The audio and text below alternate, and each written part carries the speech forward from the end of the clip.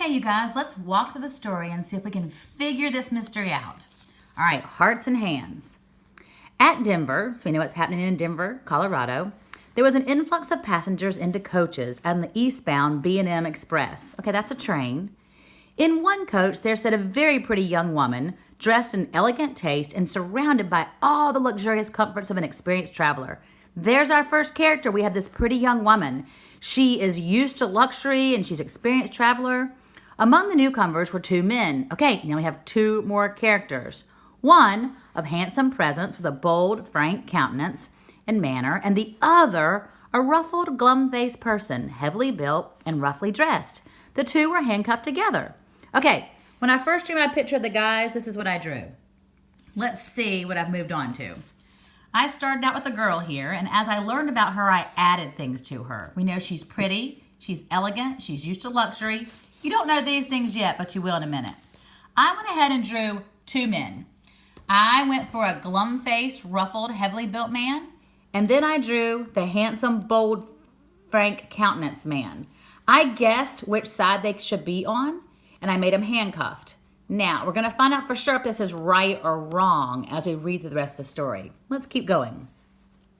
As they passed down the aisle of the coach, the only vacant seat offered was a reversed one facing the attractive woman, our pretty girl. Here, the linked couple, the handcuffed couple, the two men, seated themselves. The young woman's glance fell upon them with a distant, swift disinterest. She could care less about these people. They're below her. Then, with a lovely smile, brightening her countenance and a tender pink tingeing of her rounded cheeks, she held out her little gray gloved hand. Okay, what changed? When she spoke, her voice was full, sweet, and deliberate. It proclaimed that its owner was accustomed to speak and be heard. All right, so here's our girl. We know that she is used to being heard. People listen to her. Well, Mr. Easton! Who is Mr. Easton? Which one of our guys is Mr. Easton? Let's find out. If you will make me speak first, I suppose I must. Don't you ever recognize old friends when you meet them in the West? Well, we know she's out in Denver, Colorado, which is the West. She must be from the East. She is an old friend of whoever Mr. Easton is. Which one? We're finding out. Hang on. The younger man, and at this point, we don't know who the younger man is. He roused himself sharply at the sound of her voice. He seemed to struggle with a slight embarrassment, which he threw off instantly, and then he clasped her fingers with his left hand. Okay, here's a clue. We know that people shake with their right hands. So why is he shaking with his left hand? Let's keep going. It's Miss Fairchild, he said with a smile. I'll ask you to excuse the other hand. It's otherwise engaged just at the present. All right, I put LOL because we know why the hand's engaged. We see that it is handcuffed. We want to make sure this is correct. We have a pretty good clue that Mr. Easton has his right hand handcuffed and he is able to shake with his left hand. But let's keep going.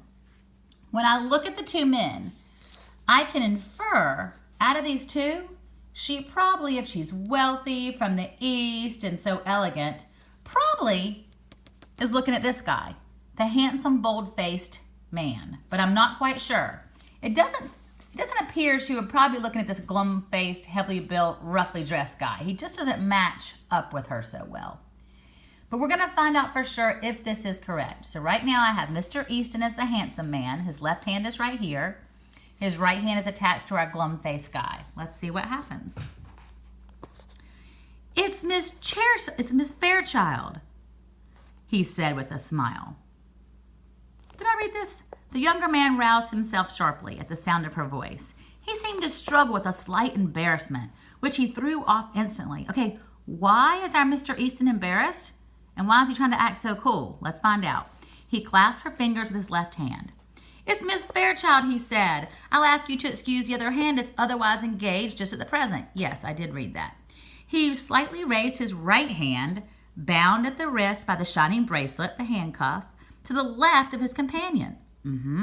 The glad look in the girl's eyes slowly changed to bewildered horror.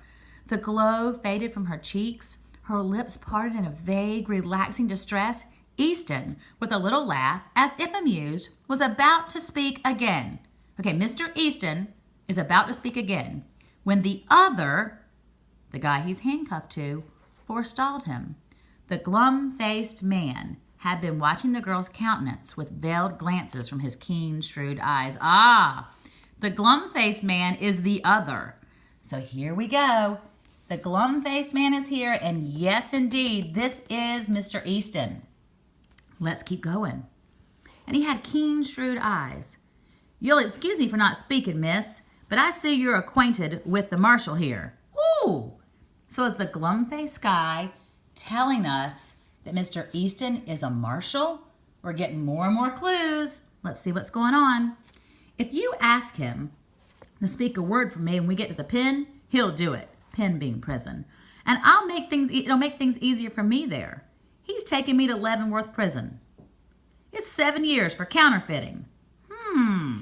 So our glum-faced, ruffly man tells us that he's going to jail for counterfeiting and that Mr. Easton, the handsome man, is taking him there. Oh, said the girl with a deep breath and returning color.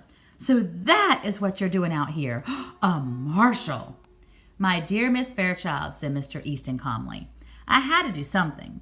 Money has a way of taking wings upon itself. And you know it takes money to keep step with our crowd. Okay, I'm going to leave you here and let you read the rest of the story. But we are finding out all kinds of things. This is what it looks like. We have Mrs. Fairchild. We have Mr. Easton handcuffed to the glum-faced man who says he's a counterfeiter. And he says that Mr. Easton is a marshal, taking him to prison. I'm going to give you a hint. Oftentimes with O. Henry, things are not as they seem. There is a plot twist here. Read it carefully to the end and see if people really are who they say they are. And if they're not, why not? What's going on? I'm going to try to include another video that will give you the ending that's optional to watch if, in fact, you want to know the ending. If you don't watch it and keep trying to guess for yourself what's happening, and I will go over everything in class next week. Okay? Have fun being a detective and figuring out the mystery.